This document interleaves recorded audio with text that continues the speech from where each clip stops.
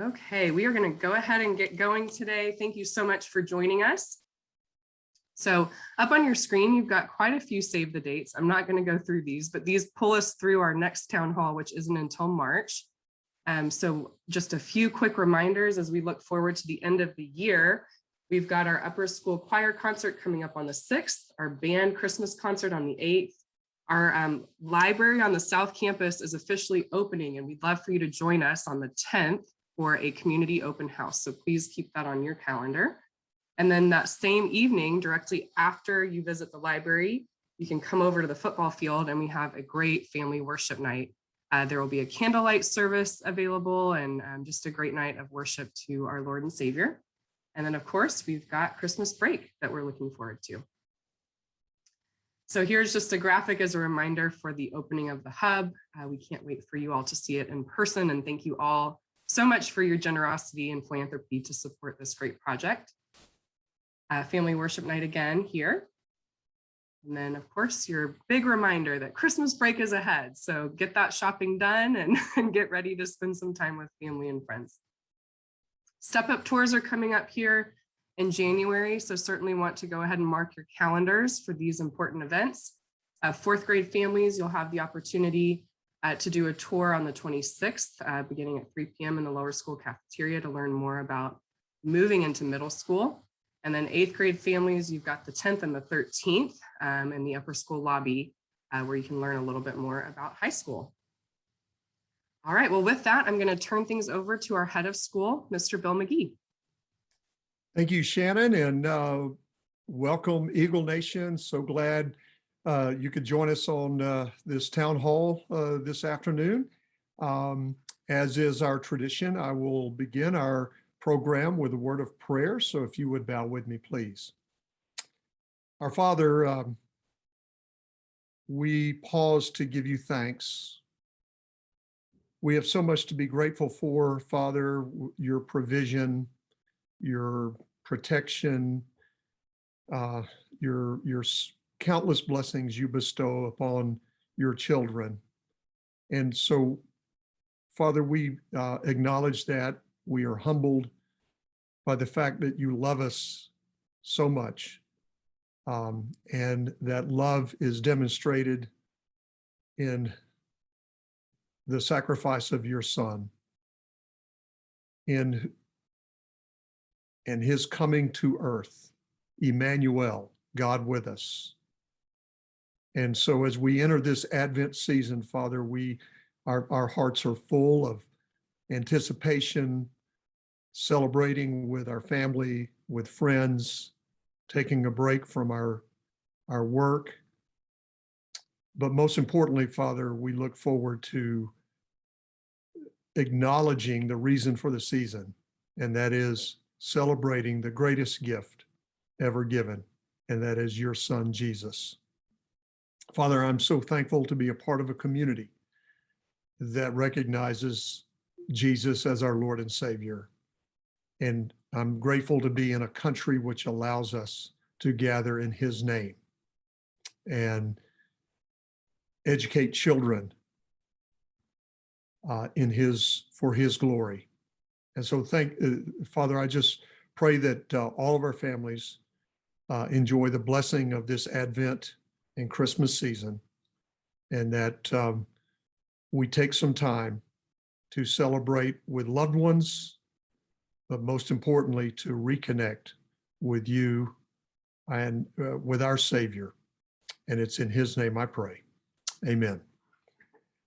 Well, we have a rich program lined up for you this afternoon, lots of good information. But first, I want you to hear from the chairs, the co-chairs of our Stronger Together Fund, John and Sherry Lynn Alcala. They are going to share with you some exciting news about our Stronger Together Fund. So John, Sherry Lynn, take it away. Well, thank you, Mr. McGee. It's awesome to be on with just such amazing people and all the families that are on.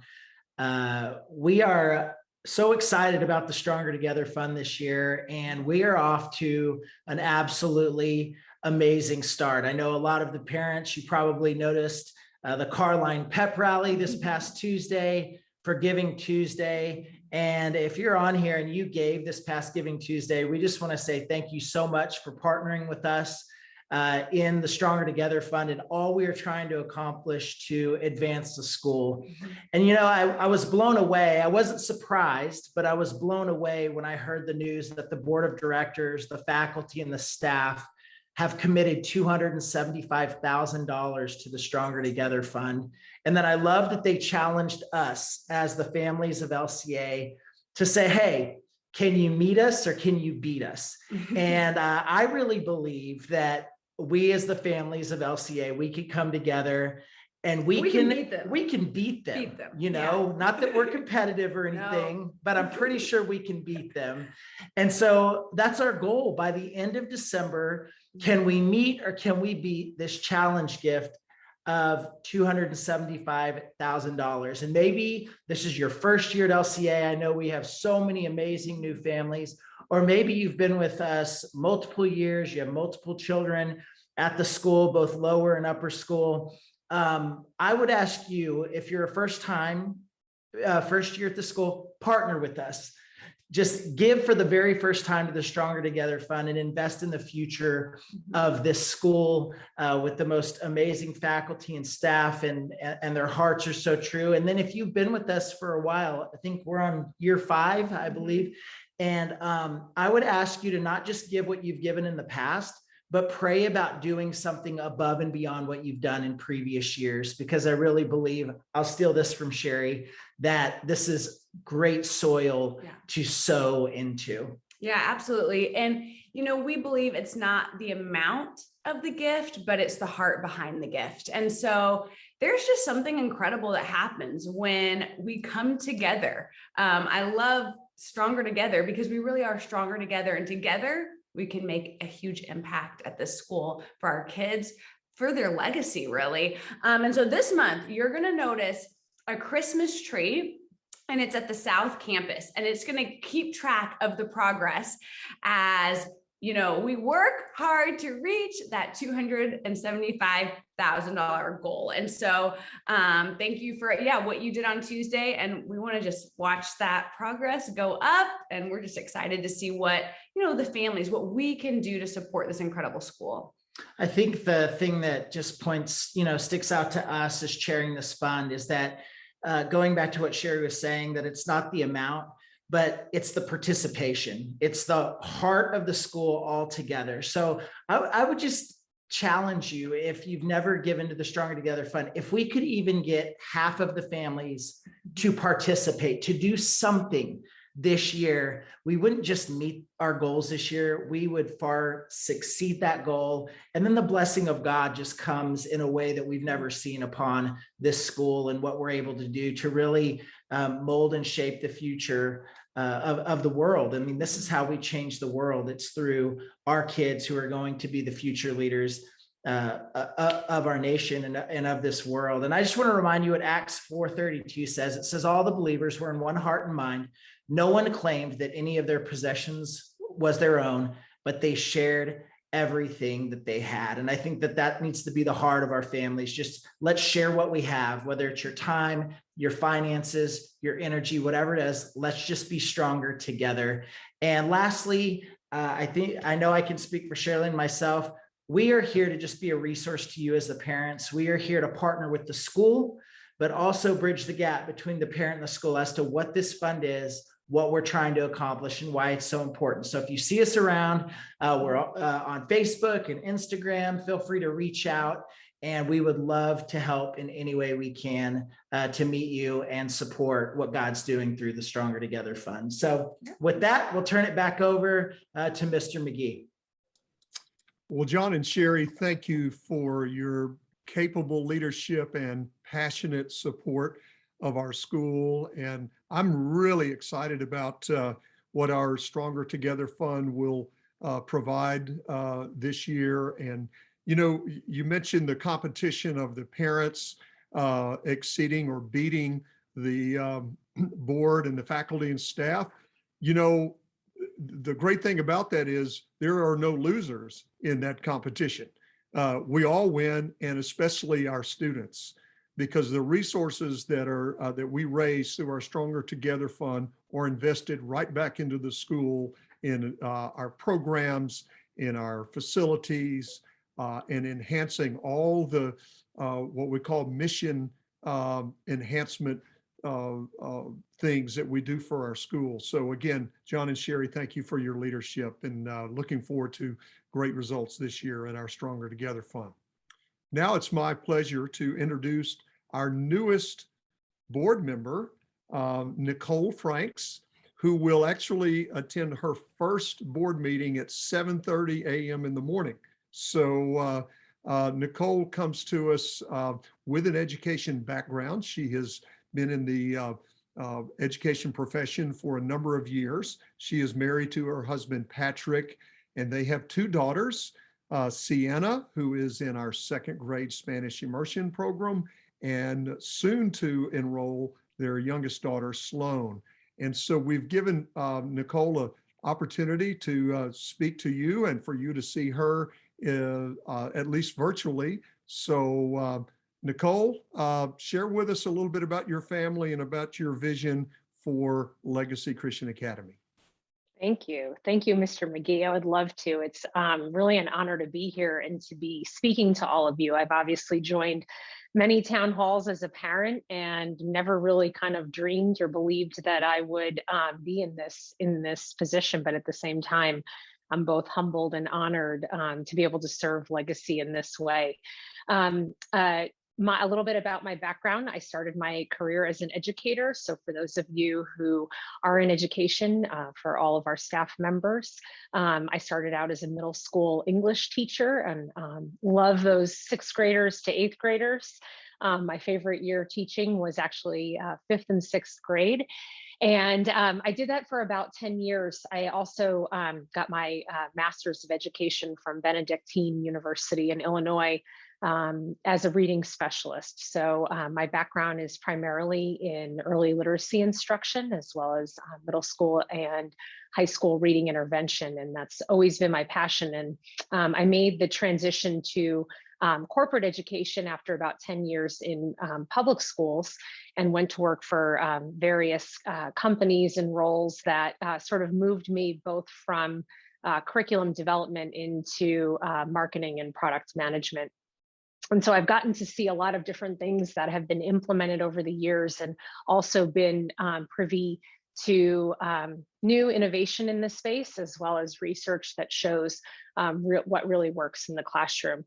My entrance, or my introduction to Legacy, began when I started looking for schools for Sienna in the Frisco area. We had just moved to the area about 8 years ago. And started looking around and thinking about where we might send her to school.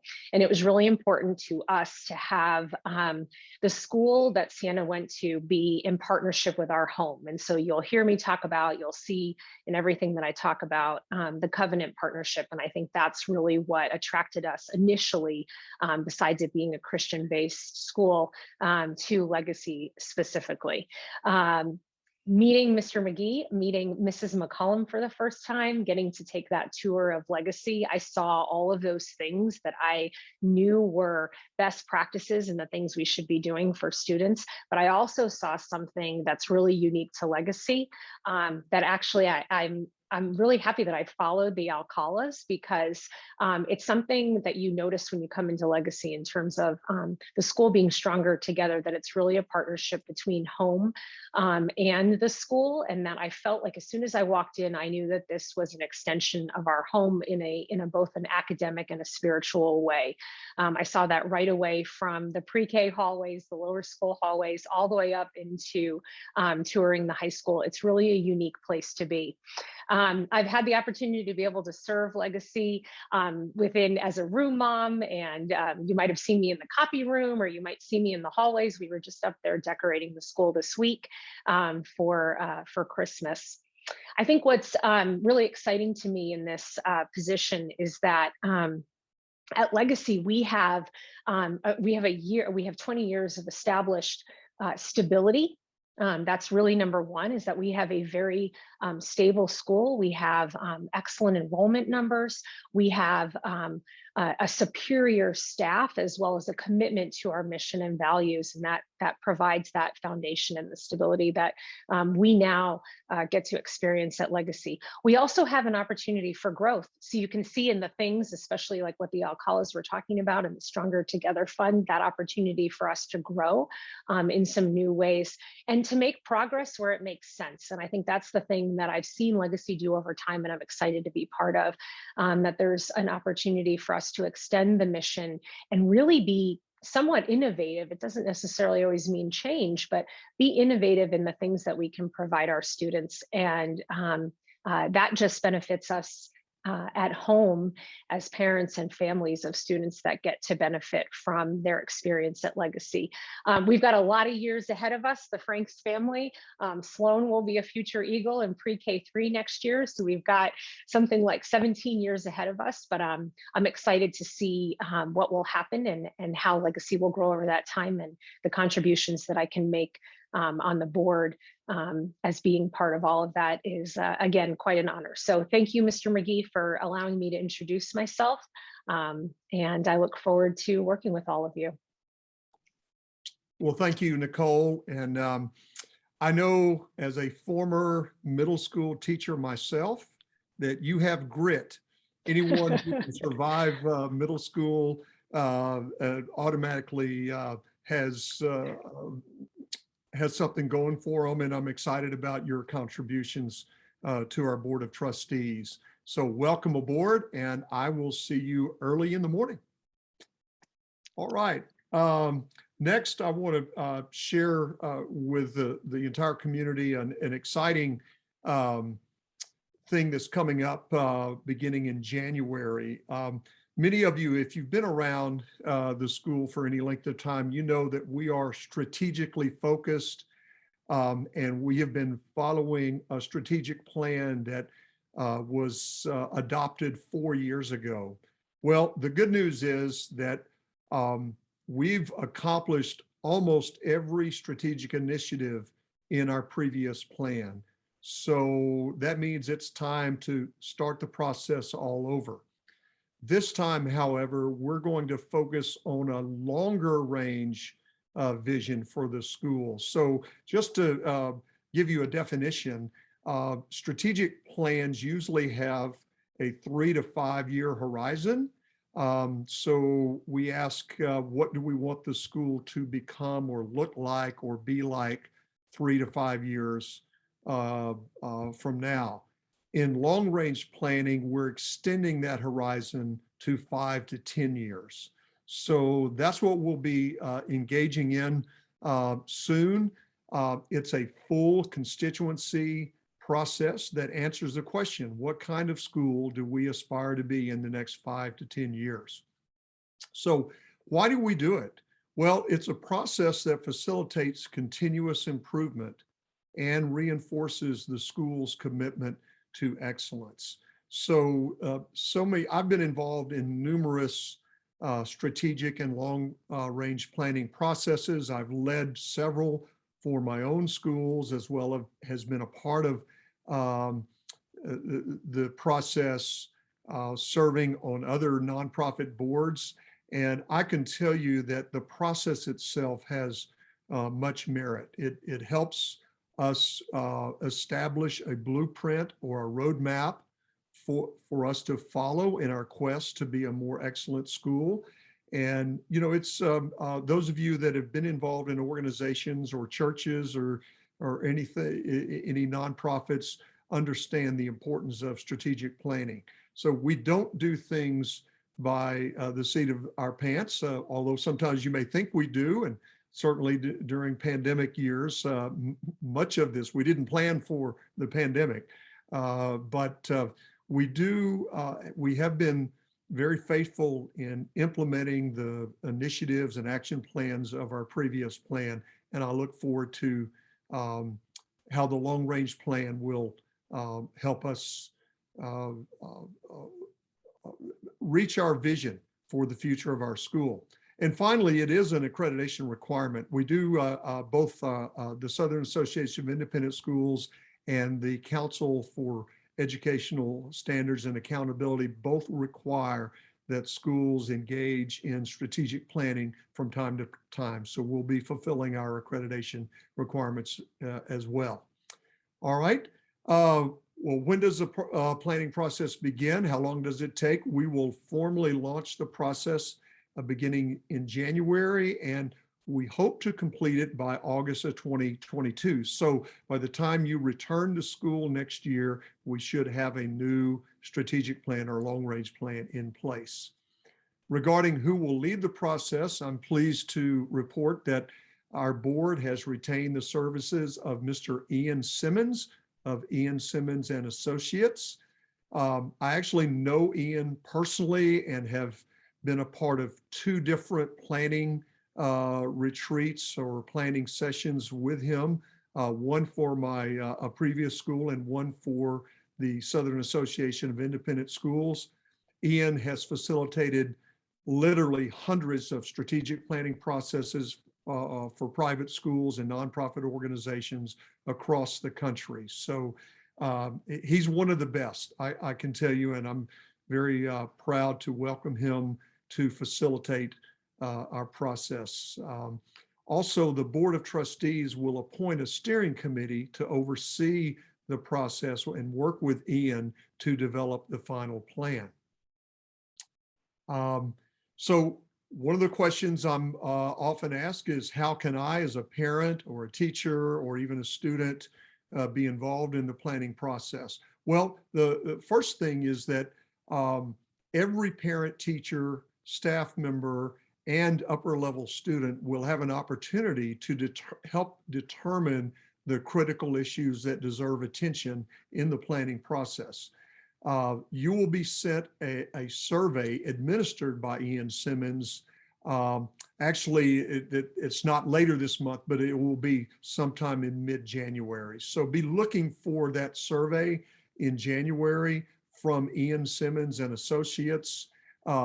It's very important, parents, that you complete that survey and provide us feedback as to the critical issues that deserve our attention in the planning process. That's one way in which all parents can have a say in this process.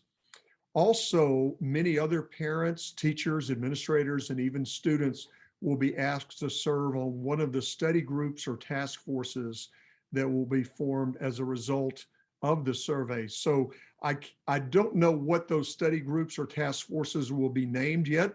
Much of that will come out of what you as parents and teachers and students tell us in the survey. But after we identify those critical issues, we will begin to form study groups to actually do the heavy lifting. They'll be the ones to investigate, research, and consider strategic initiatives and action plans, and then that will become a part of the overall long-range plan. Will everyone have a chance to see the plan? Absolutely. Just as we did 4 years ago, following our last planning process, we will publish a hard copy of the final document as well as posting it on the school's website. So I wanted to give you a glimpse of this very important endeavor that we're about to launch in January, and we'll give you periodic updates on the progress, and Lord willing, we'll have a new long-range plan to guide us beginning in the school year 22-23. With that, I want to give you a brief briefing on our admissions and enrollment, and where we stand now and where we think we're going for next year. First of all, as we speak, we have 1,113 students enrolled, with more applications for the current school year in process. So that number is likely to increase as we are seeing more and more people are moving to North Texas, and many families are seeking a Christian education and they're coming our way. So we're expecting another record year of applications. Now, I do want to emphasize this. Last year, or this current year, we grew 14%. We will not grow at that rate next year simply because we're going to be at full enrollment for a number of grades. So to date, we're seeing a 37% increase in applications, which means many grades will fill up very early for next year. So if you have a sibling or a friend who is considering enrolling at Legacy, please tell them to apply early, because we will have waiting pools for many grades. And in fact, I will tell you, our 3-year program is virtually full. There's still a couple of open positions or open seats in our 3-year program, but we expect especially our early ed grades to fill up very quickly. Want to remind everyone that index tuition applications are now open for next year. So if you're currently receiving index tuition, or you think you might need to apply for help in paying tuition next year, those applications are now open, and you can certainly you go through our website to click on the link to apply for index tuition. Reminder, the excuse me, the priority application deadline is January 15th. So I would encourage you to go ahead and make application now, but certainly don't wait till after January 15th, because we want to be able to process those applications as soon as possible, so you know what help you can expect regarding tuition. If you have any questions, would like to speak to someone in person, please contact Whitney Younts, our students account manager. You can see her website on this slide. I'm sorry, her email on this slide. Also, something new, several years ago, I think it was 4 years ago, we went to a continuous enrollment agreement so that families would not be burdened by having to re-enroll each year or fill out a sign. Well, our re-enrollment agreement has changed slightly, and we'll need you to sign up again, sign that re-enrollment agreement for 22-23. Instructions for that will be emailed to you in early January. So, but all LCA families will be required to sign the updated enrollment agreement. And then you won't have to do anything going forward for a number of years, unless there's some substantial change in the enrollment agreement. So we, again, we will send you instructions on how to sign that updated agreement in January. And then also tuition rates for next year will be released in early January as well. So that's a briefing on our admissions and re-enrollment. It is my pleasure now to introduce our Director of College Counseling, Mrs. Rebekah McIntosh, who has some very interesting information regarding the college admission process and some of the changes that we're seeing happening. Some of these are prompted by the pandemic, but others are just changes in what colleges and universities are looking for in their applicants. So this is actually applicable to all of our families. Even if you have young children, it's not too early to start planning for college. So Rebekah will provide some enlightening information for you. So Rebekah, the floor is yours.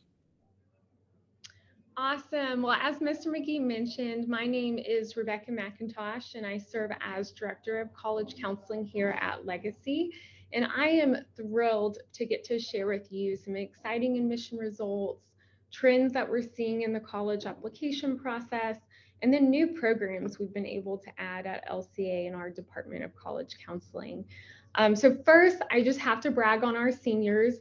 They have been working really hard applying to colleges all across the country.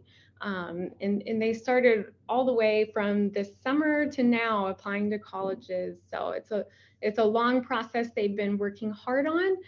So we had 100% of our seniors that will have applied and completed at least one application in the first semester. And in fact, most of our students are done applying by this time. 90% of our seniors have already received at least one college acceptance letter. And a lot of our seniors know where they're going to be able to enroll next year. So it's just really exciting that we start the process early. We currently have 212 college acceptances to over 50 different colleges, with many more on the way as we're just getting started hearing those acceptances back. And then with Texas colleges becoming increasingly more difficult to get into, we want to celebrate. We have 8 students so far admitted to Texas A&M University, and then 3 so far to the University of Texas at Austin. Each year, we usually have students applying to one of the academies. And so this year we have a student applying to the United States Coast Guard Academy. We have others being recruited to play college sports. And if they're not being recruited, they're already committed. So lots of exciting things for our seniors. We're very proud of the class of 2022. And then we just can't wait to see them be leaders in college and beyond. So with all of these amazing statistics, it has not been an easy road. It's no surprise that the past 2 years have brought so much change, and college admissions is one of those things that is continuously changing.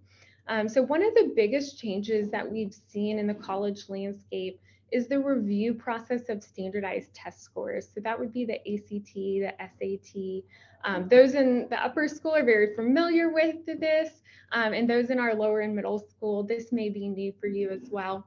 But our colleges are moving towards what's called a test optional policy. And so this allows students to not send in test scores with their admissions application. So it's really forced our colleges to look not only just at a score found on a student score report, but it's forcing them to look at other factors as they're reviewing our students. And so they've always had our students submit essays and recommendation letters and additional supplemental items, but this is really forcing them to evaluate those things on a deeper level. So it's a great thing for our students. While applying tests optional or without scores is an option, it doesn't mean it's our best route for students always. So we're seeing sometimes colleges are offering more scholarship to students that are submitting scores. And then we have very little data on how successful students are at gaining admission if they're applying without test scores. And then there's really not a predictability of how long colleges are going to keep this test optional policy for their review process. So that is why we've seen this as a big change, but my office is still encouraging our students to take the ACT, to prepare, work hard to get your best score possible. And then when it comes down to applying, that's where my office will work individually with students to figure out their best route to apply. Another change that we're seeing is in the number of applications. So this past year, we have colleges that are more well-known universities are receiving a record high number of applications. So for example, Harvard received 43% more applications, and then other well-known colleges followed in very similar fashions. And so that's a really big uptick in applications that they have to review. And then really the result for our students is this allowed those colleges to have smaller acceptance rates. So they had the smallest acceptance rate in their history, only admitting 3.4% of all of those that applied. So very small acceptance rate. And so you can see this is just one example of really the changing landscape of it's getting harder to get into some colleges for our students. On the other side, we have some of our less known universities, or maybe our smaller universities, actually saw a decrease in their admission application with record low numbers. And so these are just things that my office is continuing to monitor and keep up with so that I can inform our families, and you guys can be the most informed families in the area. So as you can see, individualized college advising is now more critical than ever. And we're so thankful here at Legacy to be able to offer that individualized planning. So my office is looking forward to working with you. So if you're in the lower school or the middle school and we haven't had a chance to meet yet, I'm looking forward to working with your students as they progress throughout Legacy. And then, you know, one thing I love about Legacy is we're always looking to add opportunities that add value to our student experience. So this year, my office has been able to add a free in-person ACT prep course. And so this has been a great opportunity for our 10th graders. We have 70 students, so almost all of our 10th graders participating. It's taught by a leading ACT prep company in the DFW area. And in fact, we chose this company because we noticed a lot of our families were going outside of school, paying to have test prep. And then it was after all of their school programs and extracurriculars. And so Legacy has actually been able to incorporate this in the school day on our Wednesday enrichment days. And provide it free for our students. And so it's just a value add that our students get to do during their school time. And then lastly, I want to share about our grade level planning meetings coming up. And so we always look forward to these. These meetings cover academic information, course planning, all the new courses being added. And then I get to cover an overview of our college admissions process and then what you need to know for each grade level. So as I'm talking with our current 8th graders, I'm letting you know, here's what's coming up. Here's what you need to know. Here's the college process for you. And so we're so excited. You'll have access to myself as the college counselor and then our academic deans as well. So we're going to tailor each meeting to fit the grade level that we're speaking to. And so you'll get to hear that individualized information. So we're so excited to get to work with your family throughout the years at Legacy. And I want to go ahead and turn it over to our lower school principal, Tiffany McCollum.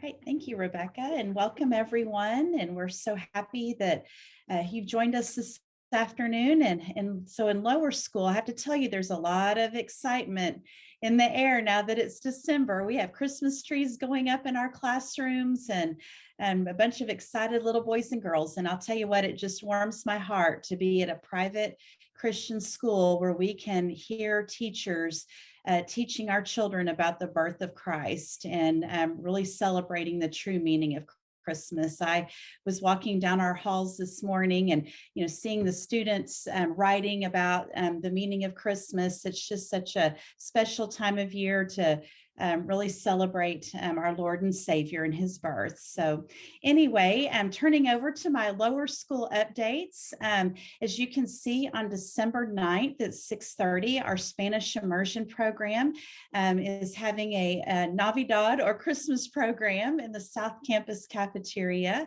On December 15th at 2 o'clock, our second graders will be participating in a Christmas program, and this will be held in our South Campus cafeteria as well.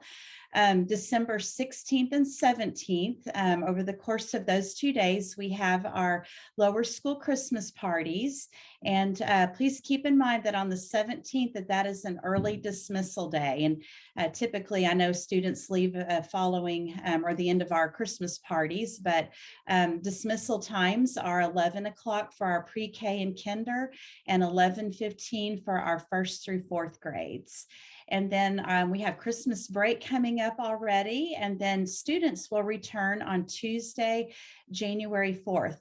We have January 3rd as a prep day and professional development day for our teachers. So our students will be returning on January the 4th. So anyway, with that, I'm going to turn it over to our middle school principal, Dr. Joy Bell. Well, thank you, Ms. McCollum. We're not having as much fun, but I think we're doing pretty good up here.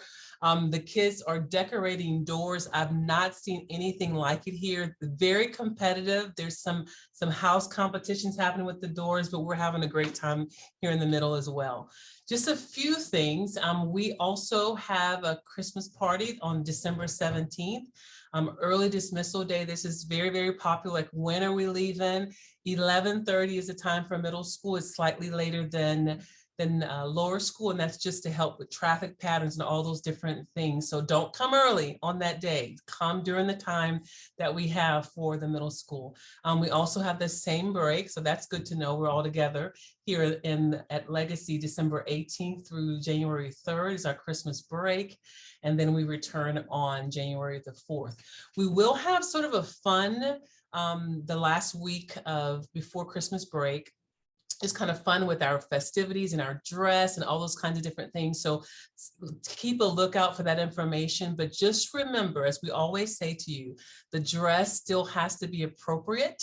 We're still modest in how we're dressing, even if we're out of uniform. So we need your partnership with that. So we want to have these fun moments, these light moments with the kiddos, but we need your help with partnership as it relates to what they're wearing on those days. Okay, so just keep a lookout in your teachers' newsletters, and I'll also be sending a newsletter today for you as well. We appreciate you as a family. We're almost a second year I am with you together in this Christmas season, and you've been such a blessing to me and to my family, and I hope that I've been the same to you. I want to turn things over now to our upper school principal, Mr. Jeff Veal.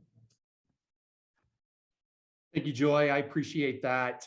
Hope everyone had a wonderful Thanksgiving, and likewise in the upper school, we're celebrating all that the season brings. It's great to see our building decorated. Our PTF moms have been tremendous at helping us to be able to deck it out here, and it looks great. As you know, as we head towards the end of our semester, assessments, finals tend to be an important part of the experience for our students, and want to provide you some information about that. We will have our progress reports coming out December 3rd. It's a great snapshot here at the end of the semester, just to make certain that parents, students, teachers are partnering well together, so we are able to see where our students are at as we get ready to head into our semester assessments. That will be happening that last week before we go on our Christmas break, that window being December 13th through 16th. The reality for us is we understand that there may be some plans or some emergencies that pop up during that semester assessment week. We would just ask that if there's an exception that's needed, to please communicate that to our Senior Director of Academics, Megan Hanna. I provided here for you the email to reach out to her so that that can be considered for approval. Our students are expected to be in attendance for those periods, those classes that week. We are running a half-day schedule, doing 2 finals or assessments a day on that Monday through Thursday. We are asking that they wear their regular uniform and that they're remaining in the classroom through the end of that assessment period. But we also understand that there may be students or parents where it's difficult for them to go home at the end of the day. It's very traditional for us to have students perhaps bring their lunch and just study in a quiet spot for that second half of the day. And we are open to your student remaining and staying as well during the second half of their finals week that they may have. December 17th traditionally for us is a makeup day. If a student is sick or has another commitment or just something comes up, we often will make that be a day where students are able to come and make up any assessments that perhaps they had missed from the 13th to the 16th, as long as they're communicating that appropriately with Ms. Hannah and their teacher. January 4th, our students will be returning, and then our grades will actually be released out at the end of that week to our families from that first semester. I wanted to share with you on our next slide really what the assessment schedule looks like for the week. We've been communicating this home in our upper school emails. It will go home again today in our upper school email. That helps you to be able to see that really we follow 2 different schedules with this. Our students who are in dual credit courses like JBU, who maybe because it's a college class have an extended amount of time that we allow for them to test, or perhaps take advantage of our LLC services. And so their testing window may look a little bit different, but typically most of our students need to arrive and be ready for testing or project assessment, whatever they may be involved in, from 8:30 to 10 with a break window in between, and then 10:30 to noon. Teachers are doing a great job communicating with students about expectations for that week, what that's going to look like, whether it's a cumulative exam or whether it's a project. Feel free, if you have questions, please reach out to your student's teacher. They will be more than happy to provide any other follow-up information for you that you may have to assist you in that. It is hard to believe that we're already here at the end of the semester. Thank you for just your partnership and support. And until we are able to visit again, truly hope that you have a wonderful, wonderful Christmas break with your family. With that being said, I am going to turn it over to Adam Housley with any questions. All right, Jeff, thank you so much. We do have a few questions. I'm going to jump back to Rebekah McIntosh real quick. Hopefully she's still with us. Rebekah, you mentioned that you're continuing to encourage students to take the ACT. And I just wanted to ask, are you still planning to offer that to our kids on campus? Yes, that's a great question. So yes, we have every intention to continue to offer the ACT on campus. ACT allows us to offer it once in the fall and once in the spring. So our next option will be to take it April 5th this spring, and that will be available for 10th, 11th, and 12th graders. Awesome. Hey, one more question. You also mentioned the importance of the individualization or individualized advice in the college guidance program. And I know for our family, that was hugely important with Elizabeth when you met with us as juniors. Are you still meeting with junior families kind of in advance of going into their senior year to talk about their plans? Yes, absolutely. That's a great question. And so I have actually already sent out our junior family questionnaires. So I have a student fill one out, a parent fill one out. And so those meetings actually started today. We had our first junior college meeting. And so yes, we're still having those, still working with families. And we value here at Legacy, myself getting to sit down with the entire family and the student and being able to talk through college plans and in one place and get on a good plan moving forward. So yes, those meetings are still happening, and our college workshop that we offer in May to families is still happening. So we're excited to offer both of those things. All right, great, thank you. I think we'll stick with that theme and go back to Mr. Veal with a related question.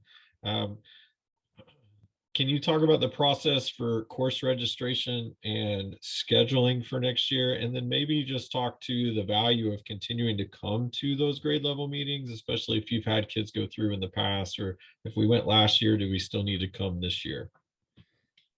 That is an excellent question. Thank you, Adam. You know, the reality of it is for us, when we're advising students, when we're looking at college, when we're looking at courses for high school, there are changes that happen every year. There's new information.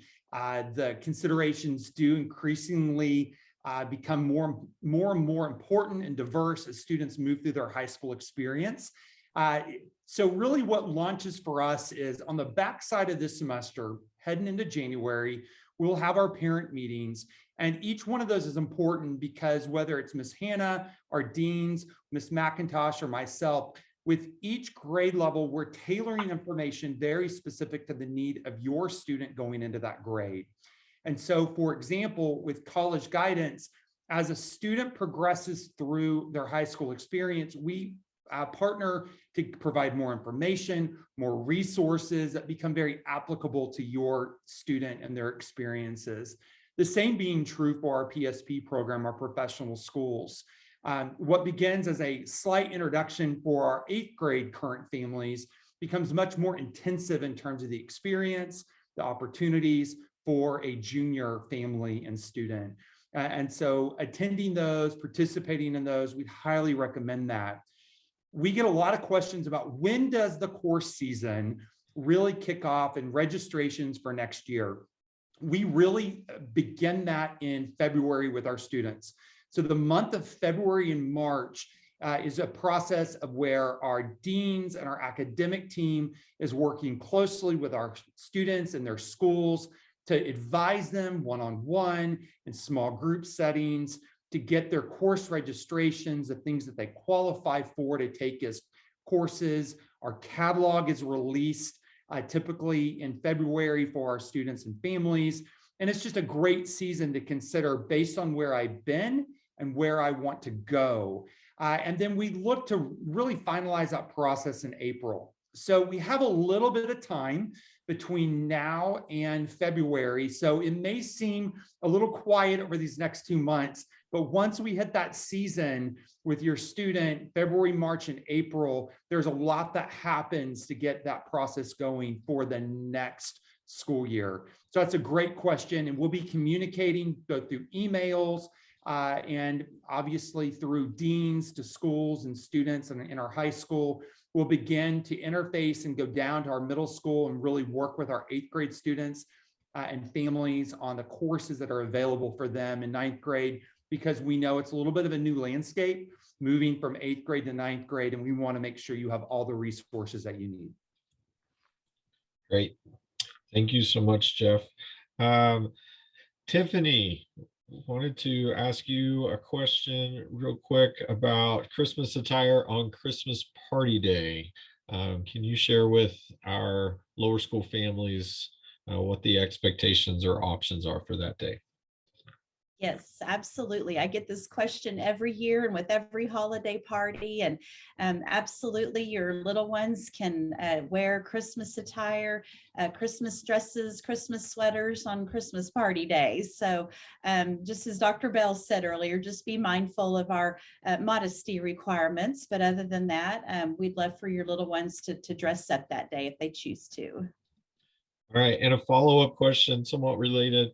What is the policy for approved outerwear at the lower school? Okay, so yeah, I've received some parent emails saying that a lot of the outerwear through Rissy Brothers has been back on back order. And in the meantime, while you're waiting, we are wanting to show you some grace. So you can, that your child can wear any type of outerwear to school in the meantime. Just so main thing is I just want those babies bundled up when they go to recess. So anyway, please know that we're showing grace at this time while you're waiting for your approved outerwear. All right, thank you. Mr. Townsley, wanted to see if you can give us an update on the therapy dog program launch. Do you know when we'll get to see Shep and Annie on campus? Yes, thank you, Adam. And we should be seeing them on campus very soon. So we're excited to be launching this program, hopefully tomorrow or early next week. We're still finalizing some details, but definitely before Christmas, we hope to have the therapy dogs on campus. It's exciting. We've appreciated all the parental support we've received and encouragement. Both Lana Sneer, Dr. Sneer and Jenna Snyder have been working on this for almost 2 years behind the scenes, both in their preparation and getting licensed as dog handlers, as well as the dogs going through all their classes and gaining certification as registered therapy dogs. So it's been a big process behind the scenes. We're excited that everybody's looking forward to this new avenue of therapy for our families and our students, and we should be seeing them on campus soon. All right, thank you, Daniel. Mr. Mosley, going to come to you with the question, and just want to encourage anybody with questions still out there. If you haven't asked those, please do so as we prepare to wrap the Q&A section up here in just a few moments. Mr. Mosley, as we look ahead to next year, do you know when we might receive a school calendar? Yes, Adam, we are finalizing that right now. We're hoping to get that out to you by the first of the year. So you will have start dates, end dates, some of the key dates and holidays when we have professional days and long weekends. I know that's important for your family. Please understand that we do wait with Frisco ISD to determine their spring break week. So what we publish might not have the spring break week exact, maybe 1 or 2 weeks, and we'll finalize that as soon as we can. But we're going to go ahead and publish before we know that spring date time, so you can have the beginning and start times as soon as possible. But you should see that very, very soon. Excellent. Thank you so much. Okay, we'll give you just a few more seconds to get questions in. I know, speaking of next year, I wanted to just reiterate what Mr. McGee spoke on earlier, that we are getting a new enrollment agreement next year, which means that all of our families will have to, all of our current families who intend to return will need to re-enroll again, and that process will take place in January. We'll get you the detailed steps for that once we return from Christmas break. However, tomorrow our plan is to get an email out that's got the slides for the step up tours, as well as the grade level meetings. I do want to let you know, if you're a current 8th grade family, that meeting will take place on January 10th. We'll get you the corrected date just as soon as possible. And we're going to put a brief survey in there. We would love to know what your intentions are for next year. If you know that you plan to be back with us, we would love to know that. If you don't intend to return, we hate to hear that, but we would still love to get some feedback from you. So just know that we've got an email we're finalizing today with the hopes to get out to you tomorrow so we can get some of that information back. We do have a question about index tuition for pre-K applicants in junior kindergarten. Can they apply? The answer to that would be the index tuition is available for kindergarten through 12th grade. Students or families with students enrolled in kindergarten through 12th grade only. So with that, I think we have wrapped up our Q&A session. I'm going to turn it back over to Mr. Mosley, who has a closing prayer for us. All right, let's pray together. Father, we're grateful for the time that we've had together as a community, for the great news that we're hearing. I thank you for our servants here at Legacy who continue to serve families and children well. But we pray for safety as our families, as they're traveling at Christmas. Father, we always remember that we're celebrating the joy of God with us, Emmanuel, your son, Jesus Christ. So we pray all these things in his name. Amen. I'm going to hand it over to Shannon. Yeah, thank you so much, Kevin. And thank you to all of our contributors today. Thank you to all of our panelists. We appreciate you being with us. So just a few last minute reminders. If you don't have the app yet, I'm really hoping that everybody does. Please do download it and keep up with our notifications. Turn on those notifications so that you can get reminders, such as even our town hall meeting today. There was an app notification that went out about this directly before. So we hope that you'll join us on the app. Our business directory is up and live for you. So if you are looking for some help or services over the holidays, please check out Legacy Families and use them if you feel led. But then also we'd love to hear from you, and we would love to invite you to join our business directory if you would like to. Again, one final reminder, you heard from John and Sherry Lynn earlier that we have a $275,000 giving challenge we are trying to meet or exceed by the end of the year. We're already $30,000 of the way there, so we're making some good progress. But we just ask for you to prayerfully consider your year-end donation. All donations are tax deductible. We are a nonprofit, so we would greatly appreciate your support. Finally, we have our resource guide up here on the screen for you. Some key contacts that you may want to scribble down if you're looking for some answers. If you don't know where to go and you have a question, we ask that you email questions@legacyca.com. That's a great place to start. And Mr. McGee's administrative assistant does a wonderful job at farming out those questions and making sure that you have the answers that you need. Lastly, please follow us on social media. We would love to engage with you there. And with that, we wish you Christmas blessings. We can't wait to be with you here. Have a great day. We'll see you soon.